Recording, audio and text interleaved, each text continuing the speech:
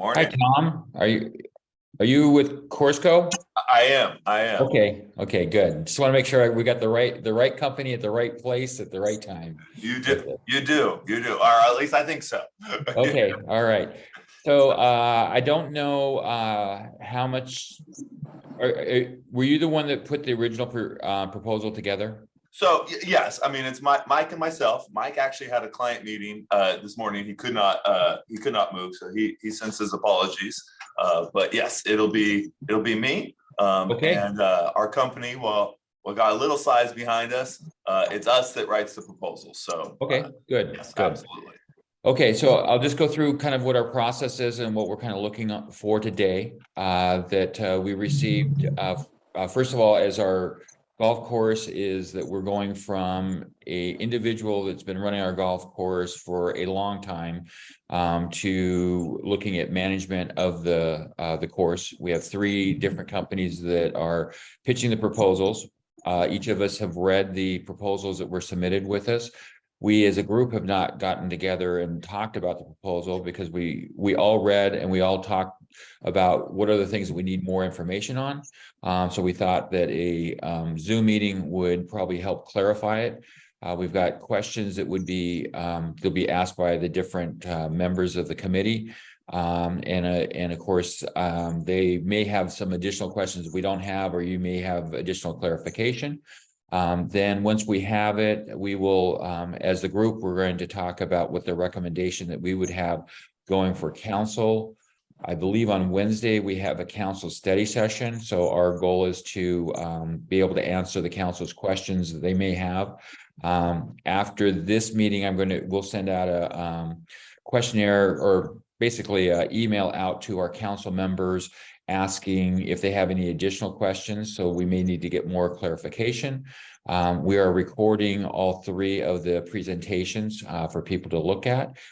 And then after the study session, we're hoping to have some type of recommendation and come back and present at the next council meeting for approval, which that we would whoever is kind of the finalist, we would like to have them present at that meeting to present. Yeah, Uh, that, absolutely. that sound good? That sounds great.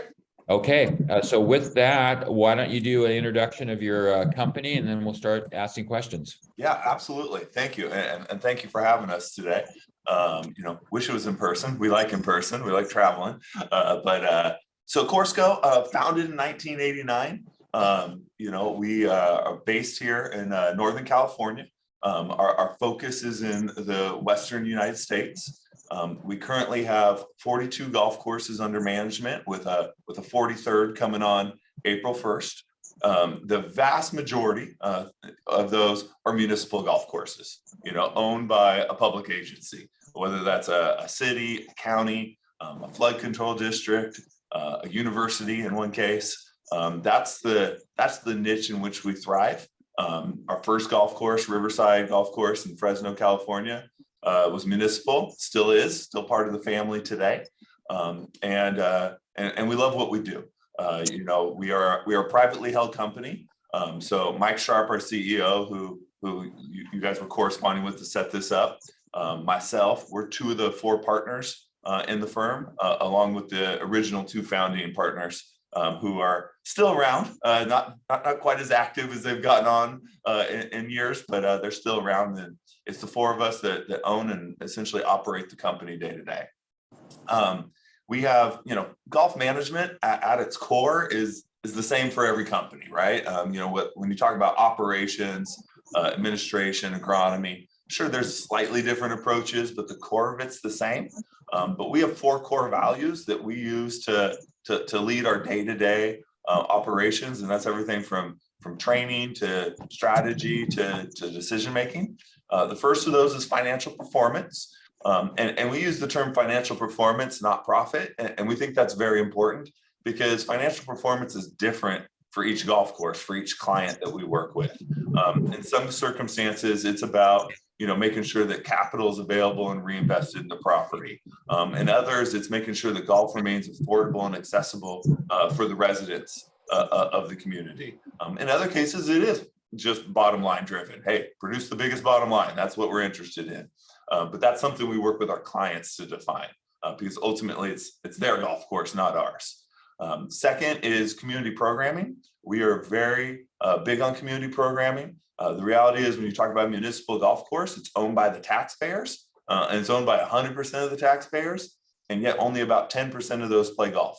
And that means there's 90% that aren't playing golf. And so how do you service them? And so all of our golf courses have a robust calendar of community programming events outside of golf events. Now, we make sure we don't get in the way of golf because golf is still the core of what we do. But we do events like Easter egg hunts. In Portland, Oregon, at our golf course there in East Portland, bad weather, maybe not the best neighborhood. We set up our cart barn every year to do trick-or-treating for the kids. So they have a dry and safe place to come trick-or-treat. We do movie nights, we do family fun nights, we do yoga in the park that's actually on a driving range. We do all of those things, and we feel like that's part of giving back to the community. And what we found along the way is you actually, kind of build a few new golfers when they're out at the golf course and all of a sudden their interest is piqued and they want to try it out. Third piece is environmental stewardship. Our founder, Tom Isaac, attended the first Earth Day. It's been something that's part of our DNA since long before it was trendy to put it on your website. And we are one of the most highly decorated firms in terms of environmental awards from the Superintendents Association of America. We've received the President's Award as a management company. One of our superintendents received the President's Award, and we've received more environmental leaders in golf awards than I can count. And then the fourth one is stakeholder communication. And we think this is very important. We're oriented towards long-term contracts. The reality is in the golf business, which is so weather dependent, there's going to be good years and there's going to be bad years. And there's going to be challenges and there's going to be times to celebrate. And by communicating clearly and upfront with all the stakeholders, so that's everyone from city staff to city council, to the residents, to the golfers, to the employees. Honestly, you can kind of get through it all. But we love the idea of being very transparent.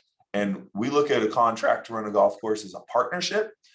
It's not like paving a road. You go pave a road, it's a one-time deal. Here's the specs, get it done, move on.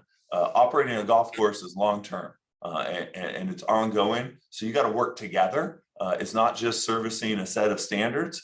It's continuing to evolve and provide the best possible experience and the best possible operations on behalf of your client.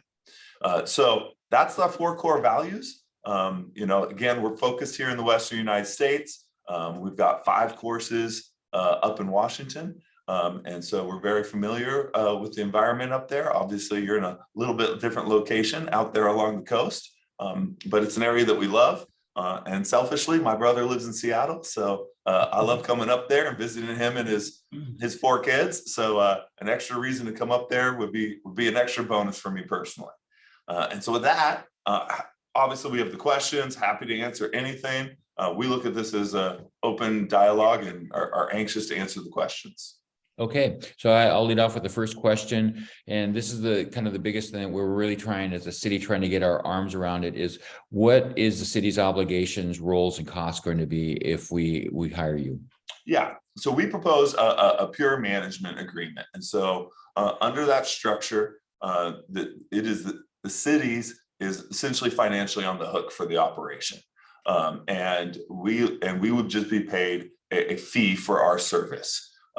Now we would do all the work behind that. We set up the bank account, we pay the bills, we collect the revenue, but that's all on behalf of the city. So ultimately at the end of the year, the profit or loss belongs to the city.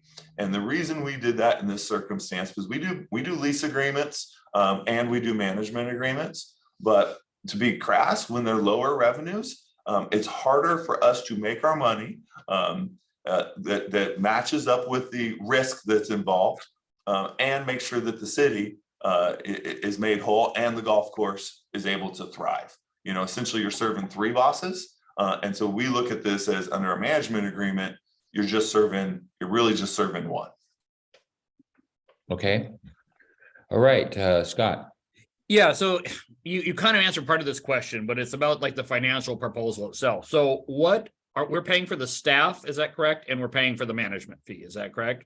Yeah, so you would pay, so that we essentially think about, there's a profit and loss for the golf course. That's everything. That's staffing, that is utilities, that's fertilizer, that's, you know, golf balls for resale. And so you are responsible for all those expenses and all the revenue. So we would take no revenue, but we would be paid our monthly fee, think about as an expense of the golf course. And just remind me, what was that fee again? Was that $7,000 a month was our proposal. Okay.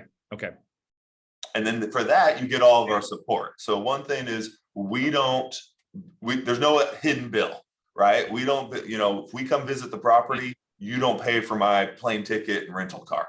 That's our expense. You don't pay part of my salary. You don't pay part of our regional manager or marketing or HR. Everything that's behind the scenes, all that support, including when there's problems or manager transitions, that's on us. We pay all those dollars. There's nothing, you don't find some bill hidden at the golf course because I, decided to go out to dinner while I was in town. Okay. Okay. So do you have, I know you called it financial performance, but could you provide us with your 5-year analysis of what you think the financial performance would be on our golf course? We can. I'll tell you, there's a lot we don't know. So if you're asking for a high level based on, we've had people visit the property, so we are familiar with it. Obviously, the P&Ls that were provided were very high level. So there's not details into, utilities and some of those other factors. And there's some things to be discovered too, such as hours of operation, the seasonality of the golf course, right? How willing are we to not shut it down, but take operations way down when revenues drop? So what we would do if you're asking for it, we absolutely can provide it and follow up. But there's a lot to be discovered, right? Once you're actually go deeper into the details and are working on property. We always say the first year is the most important year because no matter how much planning we do, no matter how many golf courses we run, there's 10 things we don't know about yet, and you're going to discover during the first year. Okay, Eric. So, based on the size of the golf course, how many positions do you think would be required for staff? So we looked at it, and it is going to be, pretty seasonal. And then obviously there's even within the seasons, you're going to have, little spurts of busyness and downfalls based on weather. We put a general manager and a golf pro in our staffing model. The reality is it's probably going to end up being a combined position based on the property. But we did identify them separately just because we want to be sure that, hey, we need a golf professional and we need a general manager. But again, that probably will be combined. On the maintenance side, we looked at it would likely be a superintendent and a mechanic would be our two full-time year-round employees. And then we'd have some full-time seasonal help, right? That we'd hire up as the year got busier and the grass started growing. And then honestly, the rest of it is part-time. That's kind of a golf course model is you have a lot of part-time support. And the nice thing is it's a little harder to find them sometimes, but when you find them and you provide them the flexibility, they tend to want to be there. And you're able to flex up and down. You don't have that commitment of, hey, it's just rained for 2 weeks and I got to pay all these people. We only want the core management there, on payroll when revenues drop. Okay, Paula.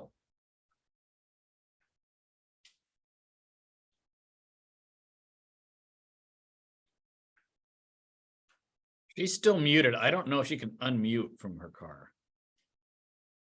Unmute. There we go.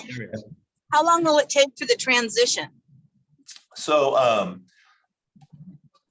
that's a complicated question. We've done them as fast as 3 days. And that was not fun. There was a lessee that was leaving a property and they called us and we figured it out. I tell you, at 30 days, I'm pretty comfortable. 60 days is probably ideal. but we can do it. We can do it fast. We've done it fast. We do have the resources. But that 30 to 60 day window tends to kind of be the sweet spot where we can meet with the employees, we can meet with the customers, we can make sure everything's set up behind the scenes and be pretty seamless. But it wouldn't scare us if we had to do it faster. So when you meet with the employees, if you have to fill other positions, how do you do that? So yeah, I'll emphasize that our preference is always to hire as many, if not all, of the existing employees as possible. And there's a couple of reasons for that. One is they know the property, right? And so we got a lot to learn from that group.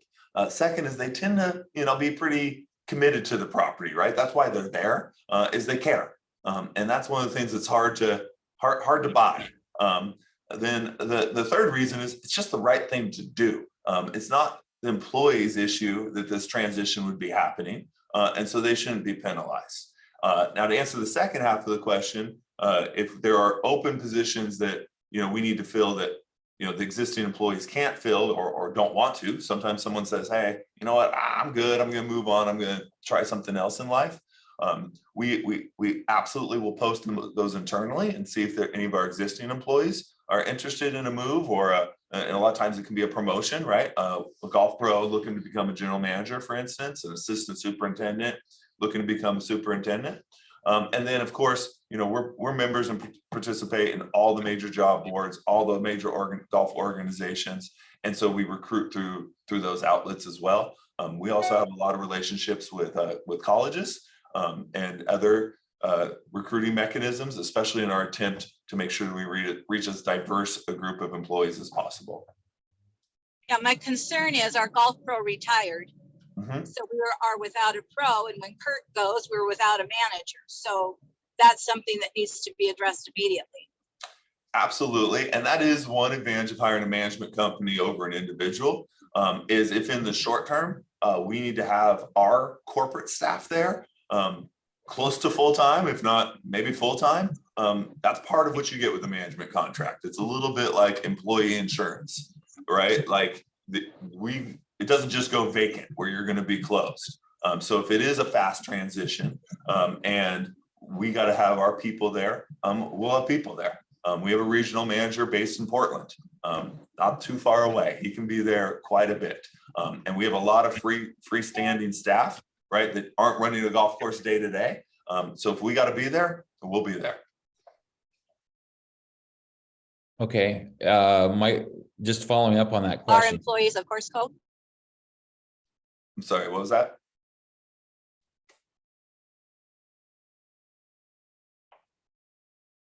I don't know. Oh, go ahead. Employees are employees of CourseCo, correct? A subsidiary of CourseCo. So what we do is we set up a separate LLC that's 100% owned by CourseCo for each golf course. We do that to keep the financials and also the liability completely separate. So someone doesn't trip and fall at one of our other golf courses and Ocean Shores gets involved with the lawsuit. But yes, the employees effectively are 100% are our employees, not city employees. Okay. Thank you. Then along with that line, because the transition is actually, well, it's not going to be in 3 days, but it will be probably within 60 days.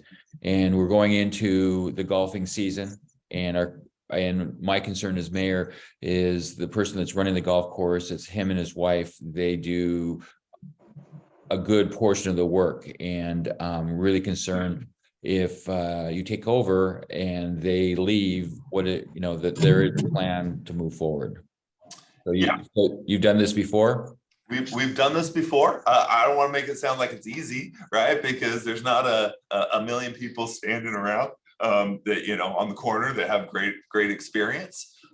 But we've done it before. We will figure it out. That's our job effectively. And like I said, we have people that if we got to put them there on a temporary basis, okay, that's part of what it is.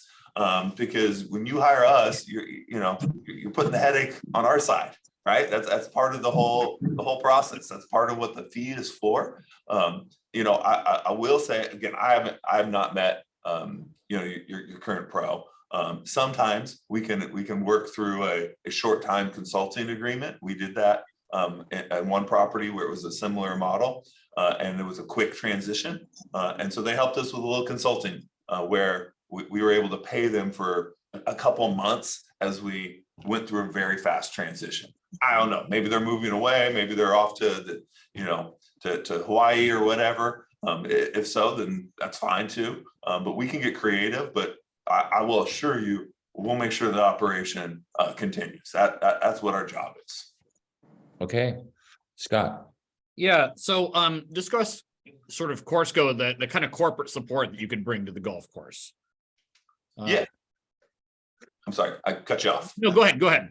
I get excited, all right? So yeah, so we have, you know, that's where we have all the resources, right? We have a director of sales and marketing. Her job is to train people, to support the marketing teams, to train individual sales. Our HR department, our payroll department, our accounting and finance department. We have an agronomy department to support the maintenance side of things. Okay. We have the operations team's the biggest team, right? We have 6 regional managers to support our various properties. That's a pretty big ratio considering our number of courses, but we're very hands-on. And that's really before you get to Mike and myself, who probably travel the most to the properties. You know, and so there's the operational support that I just kind of described there. Our technology-based marketing team, right? So, you know, we want an email blast to go out from the property. It's not someone at the property that has to have that skill set. They literally send it over to our team and they make it look good. They make sure that it's put together in the right way, because we look at it as whatever job we can do that isn't involved in the day-to-day hospitality and taking care of the golf course, that makes our employees at the course level better. We don't want them spending time on administrative work, on marketing work. I mean, there is some hands-on marketing, but you know, our team will put together the marketing campaign, for instance. And then one other piece is just our job is also to come support with communication, and that includes going to city council. You know, we go side by side with city staff in those presentations because, you know, we want the feedback from the council. We can also tell them, you know, a lot of the details. There's also the opportunity to tell the story about, you know, community programming, environmental stewardship, which, you know, tend to be very important to councils, and showing the value of the golf course goes beyond just what the profit and loss says. Okay, thanks, Angie. All right, we are moving into equipment. So will the company purchase the equipment from the current leasee?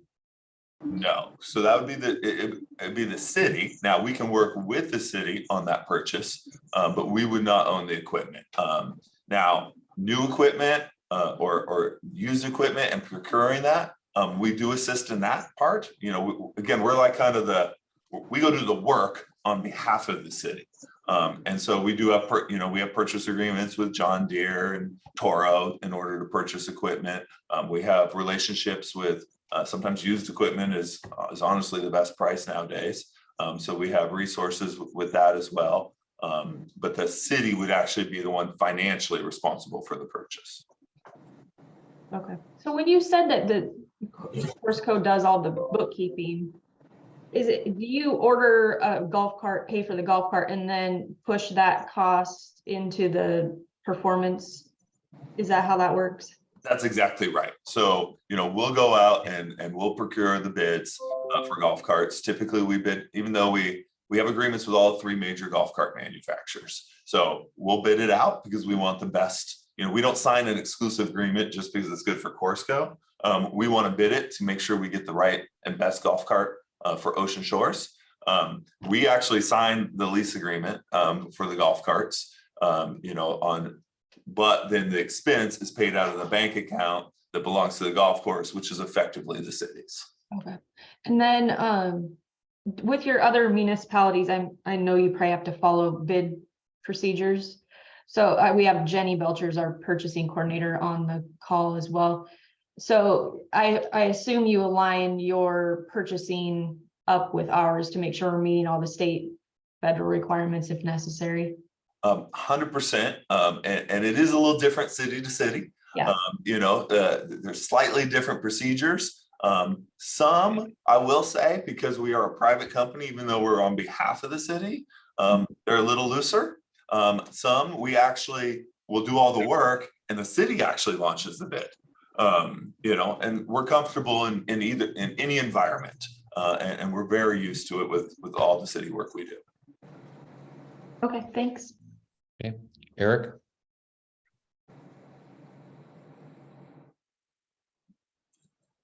Sorry about that. How are the equipment needs evaluated? So again, obviously the on-site team is a piece of it, but our agronomic team, right, will be doing regular visits. And so once a year, when we're building our budget, we do a full update to the conditions of the equipment, and we build out a 5-year capital equipment replacement plan. One thing I want to stress is that's based on what we think we can get, not the quote, manufacturer lifetime of equipment, right? Lifespan of equipment. If we did that, we'd be broke because they want us to replace it all the time. We look at where the equipment actually is, and then we balance that with the financial picture. And then we submit that to the city. And then one of the things I want to stress is ultimately the city approves that. We just don't go out and buy a piece of equipment because that was in our plan. In fact, the whole operating budget is approved by the city. We're working on your behalf. So, we don't just go spend money or take a direction or go a certain route. We're gonna ultimately give you our recommendations and our plan, but the city will ultimately provide approval. Okay, Paula? Who will complete the evaluation Of the equipment? of the equipment? Yeah, so that's our agronomic team. So that, and I will say sometimes there's city personnel that are involved in that as well, depending on the city. Because again, it's a partnership. But we have several members of we call them senior agronomic managers that are very well versed in equipment. And so they're going to be able to know, okay, we should repair this thing. Hey, maybe this one needs a new engine. And while that's expensive, it's a lot cheaper than buying a new one. Or, hey, this piece is end of life. We need to get this on the replacement schedule. Can you help the city evaluate the equipment they're purchasing from the lessee? We can. It's a little harder when you're not using it day to day. We can definitely evaluate it. Obviously you got to be hands-on. You can't just look at it. You actually have to drive it and use it a little bit. Sure. But also, if it comes down to getting a appraised price, if that's part of what the question is, because I know that is typical in these transitions.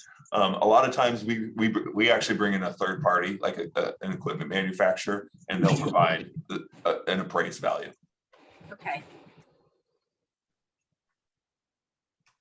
So with the equipment, so if we do the transition, I would assume your company will go through, look to see what actually is proposed for us to buy, give us a recommendation whether or not we need to buy everything. Then you will give I don't know, a yearly basis of that we need to buy 6 more golf carts to get up to speed or whatever. Yeah, absolutely. Although I will tell you, we'll tell you what, hey, can we operate day one with this? And if we can operate with day one, we're going to be a little aggressive and say, hey, that's fine for now. Let us get in here and operate a little bit, because there's always things to be learned. And we've found from experience, don't make too many big decisions day one that could get in the way of a better decision on day 9. Okay, so this is worst case scenario, but say that we as a city can't come to an agreement on the existing equipment. And so you take over and we don't have any equipment. Do you have a solution? So it's only ever happened once. And we did lend some equipment. We made it work. I will tell you today, that scares me more than if that happened 5 years ago, because equipment is just not available right now. Pre-pandemic, if we ordered a mower, it was there somewhere between 3 and 14 days later. Now we're anywhere between 6 and 18 months out for orders. So that definitely scares me a little bit today. But I mean, we got to make it work. That's worst case scenario. I'm not saying that is what the plan is, but I just had to ask. Yes, I understand. Okay, Scott. Yeah, and it's my question is also probably somewhat difficult to answer on this, obviously not having seen anything, but it's kind of pertains to maintenance plans. And I don't know if CourseCo, once you do your evaluation, you draft a maintenance plan internally, or how does that work? Yeah, absolutely. So in advance, we'll put together our maintenance plan. So let's just say we're selected for the contract, and I'm going to use that 60-day window for the transition. We'll work through city for a time to access the property, right? And when I say through city, because we want to be respectful to the current operator. But we'll spend as much, usually we can get along pretty well. It sounds like he's kind of transitioning out on his own. And so hopefully it'll be a fairly friendly transition. And so our team will spend time on property, design the inaugural maintenance plan, which again will change quite a bit once we're actually in there and operating, because there's just no replacement. I know I keep hitting that over and over again, but there's no replacement for actually being there and actually doing it. And finding out those things along the way. But again, that's why we do a lot of site visits, especially during that first year. You will see us, hopefully you always see us a lot, but you'll see us, it's probably times 5 that first year, because we're there learning along with the frontline staff. Okay, Angie. How will you handle the existing membership conversion? Knowing that we just started a new year and everybody just re-upped their memberships. Okay. I'm going to break that into 2 answers. Okay. The first answer is our general approach to whether it's membership or even just regular pricing. Again, unless we see something majorly broken, and we looked at your pricing, there's nothing majorly broken. We're going to take that. We believe keeping that pricing model in place for the first year is good. Both, again, we're going to learn, but also a message, right? Because one of the fears you're going to run into from your customers is, oh my goodness, new company, they're just going to jack our rates up. Now, the second half of that is, what's the financial impact? I don't know what that is. If that money's been collected, is that part of the negotiation? I don't know. Will the current operator be handing over a prorated amount to the city as part of this transition? That's all really, we'll support the city, we'll work with the city, but that's really a city with the current operator perspective. But ultimately, of course, we want to honor those memberships, because again, those are our loyal customers. We want to make sure they're happy and are able to be committed to that property for a long time in the future. This isn't just about this year. This is about many, many years to come. Okay, Eric. Yeah, so this has to do with the agreement, and how are you gonna, kind of a 3-part question here, evaluate the performance, and what would be the expectations, and then how do you get incentive clauses? Because obviously at $7,000, there's got to be some incentive for you to make the golf course viable, profitable. Yeah. So I guess, how do we evaluate our performance can sometimes be a little bit different than how the city is going to evaluate our performance. We look at it as ultimately we have to achieve the city's goals, right? And so let's just say we're lucky enough to be selected to kind of go on in this process. One of the first steps is we want to sit down with the appropriate people from the city and really talk through those goals and objectives. And yes, financial is a piece of it, and usually that can be kind of written down, but we want to understand what other objectives that the city has for the golf course, because achieving those is ultimately a big part of the whole picture. We do know this.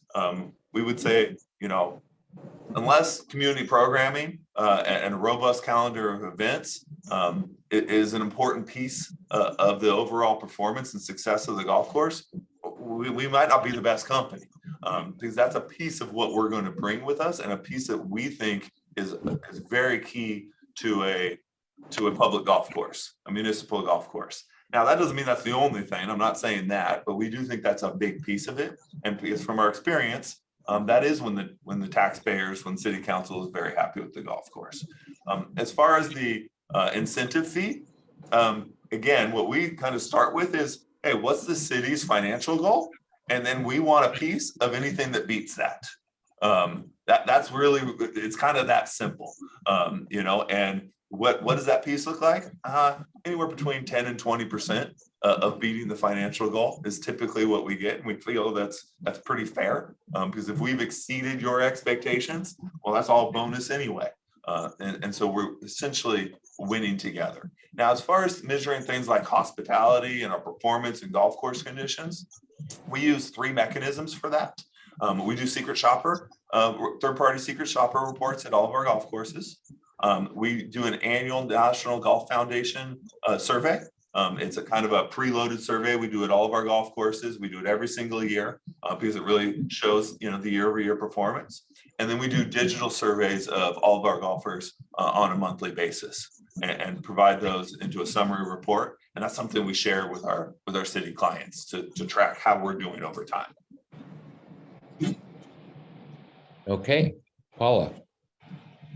Your proposal showed that you wanted to do a 1-year commitment. Would you be interested in extending that and starting off with a 5-year lease agreement or management agreement with the city? I thought we did propose a 5-year. I'm looking over it. I don't have it in front of me because I'm traveling, but I thought it was 1 year. No, it was 3 years. It is what it was, and I thought that's what the RFP had specifically spoken to. But yeah, we actually prefer 5 years. If it's open-ended, we start with the 5-year commitment. We think that that's a good time frame for an initial contract. But you want to sign us up for 10? We're ready. We'll start right now. Yeah, because you're going to take that first year and learn what's going on and make all the locals happy, and then you have to make adjustments from there. So I'm thinking 5-year commitment to start would be better. Yeah, in fact, we don't do 1-year contracts. You know, we've done some emergency short-term contracts before. We just did one over in Idaho at Bryden Canyon Golf Course. But we did that because they had an emergency situation, and that just got converted into a long-term contract for us, which is why we did it, in fact. So yes, 3 years is kind of our minimum, and we prefer 5 for the initial term. Okay. And you're not doing any lease agreements, right? We have lease agreements, but for this golf course, we would not propose a lease. Okay, thank you. And okay, so say that we sign up for the 3-year or even the 5-year, and then something happens where it's just not working out. How do you and how does the city get out of the agreement? Yeah, so I mean, obviously there's the default for cause that's in every contract. I mean, we've never even come close to that. So I'll just set that aside. You know, ultimately, if it's not working because let's just say the financial performance just can't meet what the city needs, and they either are talking about closing the golf course or going to a completely different model, honestly, we're just going to work with the city on that. If it's not working, we don't want to be there. We don't want to come up there and just get beat up and have you be angry every single day. Now, we will. Here's the one thing. I'm not saying you would do this, but I'm just answering generically. What we won't do is have a contract where everything's going great and the city can just get out of it because we've done all the hard work, and they're just going to take advantage of that work. So we're going to protect ourselves in that contract, in that way in a contract. But yeah, if there's triggers that, hey, the Okay, I'll speak to Bragg Canyon, that contract we just signed in Idaho. If the city chooses not to finance the golf course anymore, they're allowed to cancel our contract. Okay, if the golf course is closing, we understand, and while tragic, sometimes that's what happens. We never had it happen, but it could. Okay, all right, Scott. Okay, so my question kind of relates to maintenance, and it's about sort of capital improvements. Pro shop, just kind of walk me through this. It gets leaks or collapses, pipes burst on the course, and we have to fix them. I assume that the city pays for all capital improvements, but is there a mechanism does that go through like your accounting team and then you bill us, or how does that work? So typically, yes, exactly what you said. We're going to run the project. We'll obviously, handle the financing, and then, be billed as part of however the mechanism is for funding the account.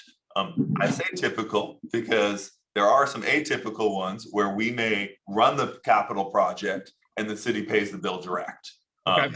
In some cities that they prefer that on the capital side, especially because there will be some projects that some cities will have separate funds for, that they're able to use that's not part of the golf fund. And we have a lot of flexibility on it. I mean, it's amazing how many cities we deal with. There's nuance to how finance flows at every single city, and we're going to make that work with whatever works on your side. I'll give you two examples that it doesn't answer your question, but it maybe just shows the differences. In a lot of cases, the revenues go into our operating account. We pay the bills out of there. But there are some circumstances where the revenues actually go into a city-controlled account, and then we pay the bills out of our operating account, and then the city reimburse the operating account separately. Doesn't matter to us. Whatever fits the city's finance needs is how we're going to set things up.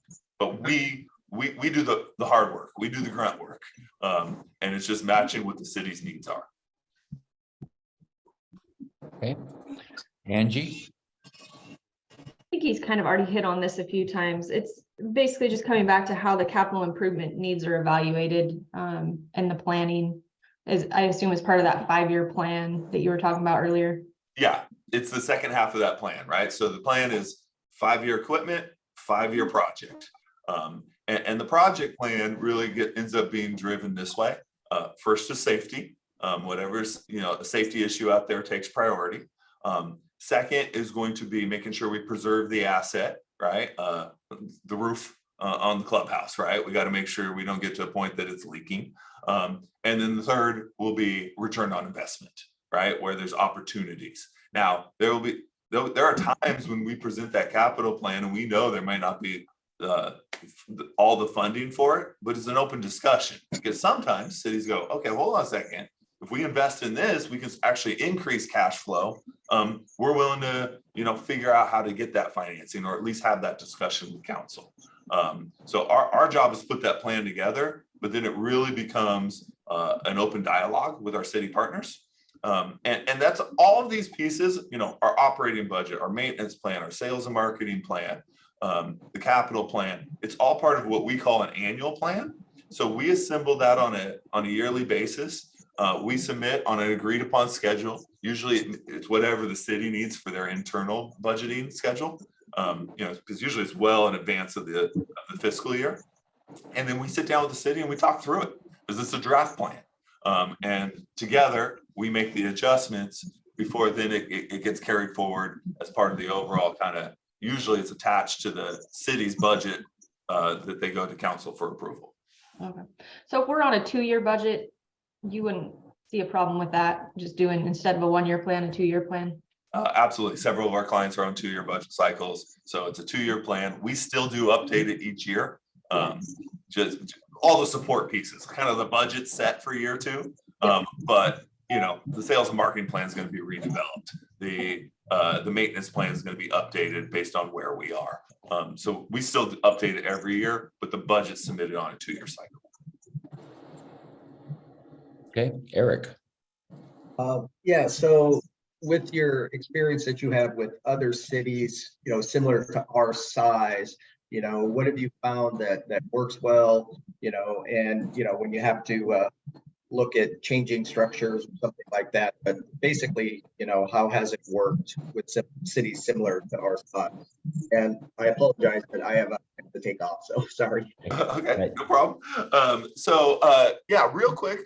I mean, the biggest thing if you're dealing with a smaller city, right, is making sure that you're finding ways to capture all the golfers that are there, right? You absolutely cannot walk past a golfer.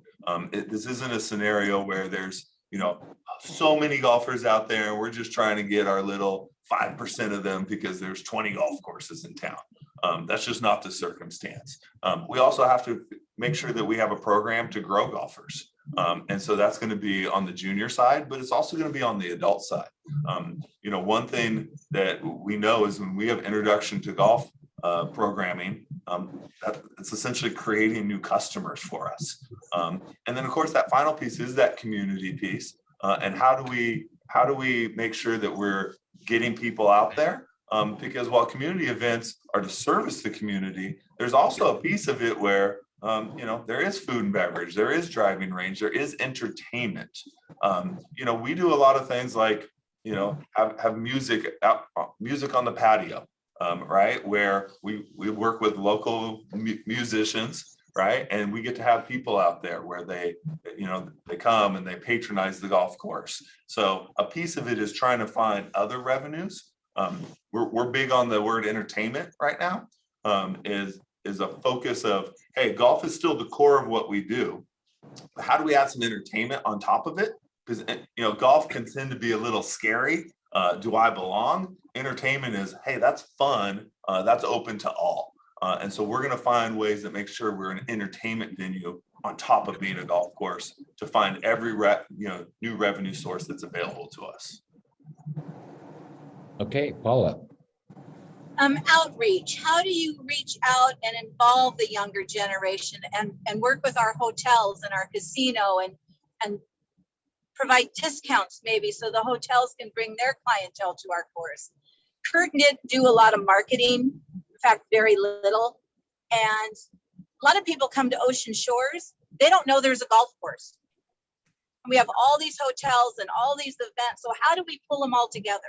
Yeah. So the short answer is hard work, because it's not easy. But the longer answer is we got to develop relationships. We got to go meet with them. And that's part of the work that our team's going to do. Is we're going to do some of it ourselves, but more importantly, we're going to bring on our on-site staff and we're going to teach them how to do it.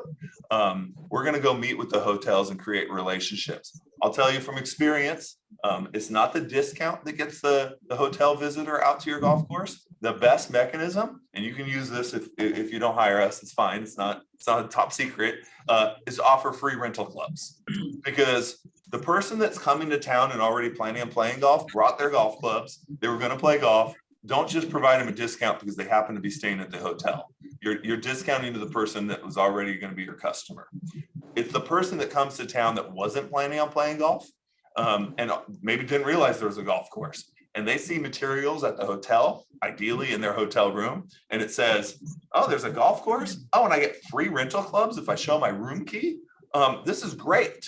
And then they'll come over and they'll play golf, whether it's 9 holes or 18 holes.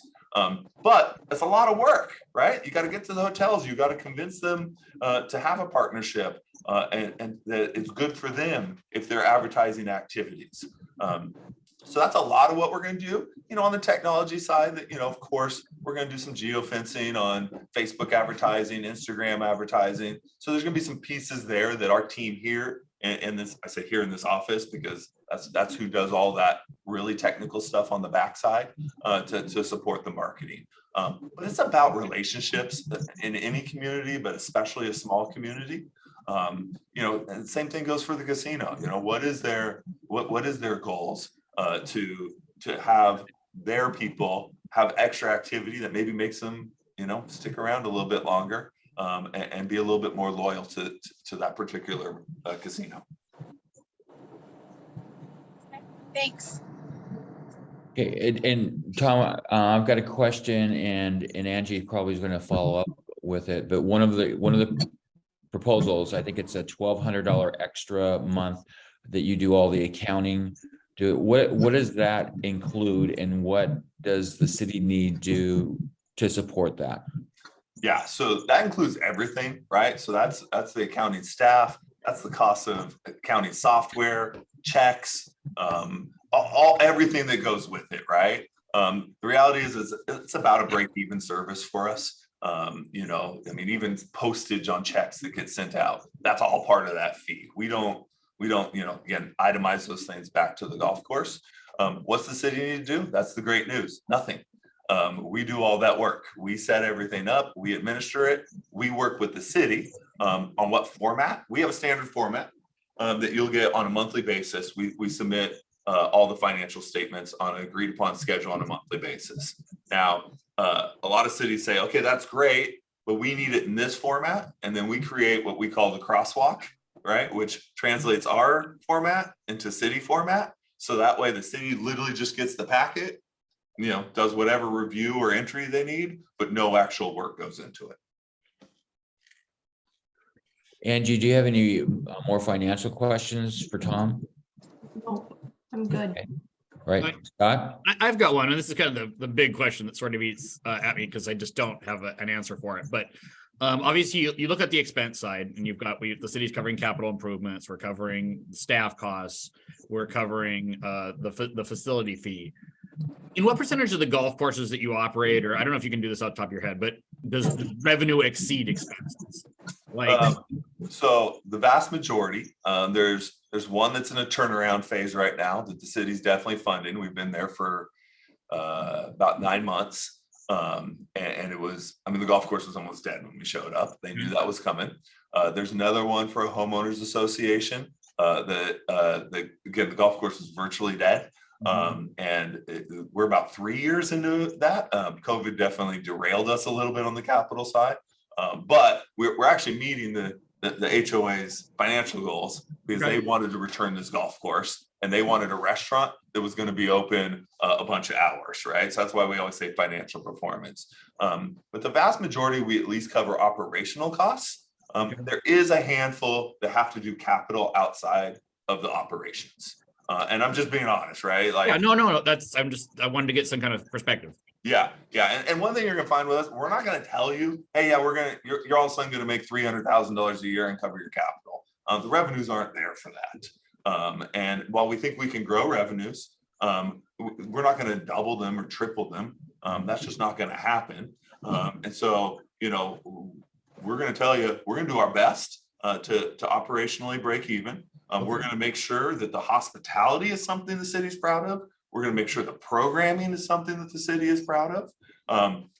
But, you know, ultimately, it could be a struggle financially because you do have relatively low revenues at the golf course. And so we're not going to make you a promise today just to get a deal because I'm going to be up there meeting with whatever part of this group on a regular basis. We're going to be sitting in front of city council on a regular basis. We'd rather just tell you, hey, we'll do a lot of things to make you proud of this golf course, but the financial picture, that is going to be the biggest challenge as we've reviewed this potential project. No, thank you for that answer. Paula, do you have any questions? Go ahead. Your company just took over the Ken McDonald course in Tempe, Arizona. Almost, not yet. And they have a loyalty card that you pay for that when I go down there, which we're on our way back from, I don't remember the cost of it, but it gives you 20% off your fees, 20% off in the restaurant. Is that the kind of loyalty program that you have? So we have a number of loyalty programs across our portfolio. So one of the things, and I should have hit on this in the opening, every golf course is very uniquely different. And so our programming is not, we don't have a CourseCo card that every golf course uses, right? We look at what's the absolute best for Ocean Shores, but we are big believers in loyalty programs where you buy into a program and then you have an incentive to use the facility more. So yes, similar to the Ken McDonald Tempe loyalty card, we do have versions of that, but they're a little bit different everywhere. Yeah. Okay, thank you. Okay. Jenny, do you have any questions? Tom, you did a great job of being on hot seat. You did. It's amazing when you have a person has a question, has an answer for everything. So, so that's great with it. So, thank you very much for being part of it. We've got 2 more interviews that we're going to go through, and we're hoping to have kind of an idea after Wednesday, because that Wednesday is when our study session is going to be. Okay, yeah, and I'll just close with, like, we would love to be a part of this. Again, there's some challenges, right? There's some hard work in front of it. But kind of based on this, there's a lot of people that care about the golf course just on this interview. And so we'd love to, absolutely, it's in a region we love. I talked about my personal attachment to the area. So if our values align with you, I can promise you we're going to work really hard. We're going to be there. We're going to be accessible. John, I think you talked, you already called over to the Bryden Canyon people. They filled us in on that. Yep. So hopefully our references also speak to it. And I would encourage you to call Maple Valley Lake Wilderness Golf Course. We have a great relationship with them, and they'll speak to, you can get to us. We're going to show up. This isn't, Mike and I are in a business development team, right? We're the ones that actually run the company. And so my last just promise is we will work as hard as we can, and we'll be a good partner, and together we'll figure it out. Okay. And then do I have your contact? You don't probably, but I'll have Mike send that over, so that way you can get a hold of both of us. Yeah, just if we have some additional questions. Yeah, I'm available. All right. Thanks, All right. and have Thanks, a great Tom. weekend. Thank you so much. Okay, Tom. bye-bye.